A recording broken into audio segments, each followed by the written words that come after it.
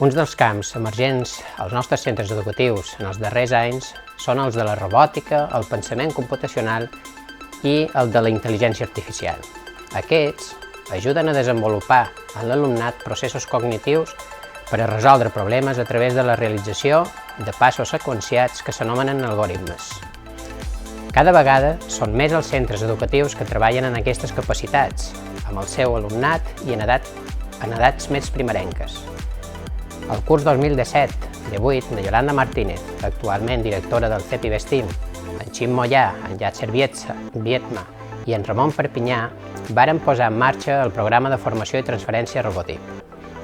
Robotip ha permès introduir la robòtica dins les etapes de primària i secundària, en els centres públics de les Illes Balears, amb l'objectiu de fomentar l'interès per la ciència i la tecnologia, introduir el pensament computacional i com a eina transversal per treballar les diferents àrees de l'ensenyament.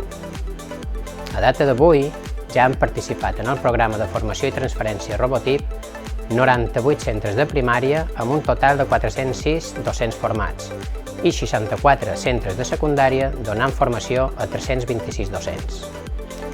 A part del programa de formació Robotip, impulsat per la Conselleria d'Educació i Formació Professional de les Illes Balears, des del Centre IBESTIM col·laboram en altres programes externs de formació en robòtica i pensament computacional, com són el projecte Retotec de la Fundació Endesa, el projecte DigiCraft de la Fundació Vodafone Espanya i també amb el programa de la Escuela de Pensamiento Computacional e Inteligencia Artificial de l'INTEF. Des del Centre IBESTIM volem seguir treballant per fer arribar als centres educatius aquests camps de coneixement cada vegada més presents a les nostres vides i a les dels nostres fills i filles.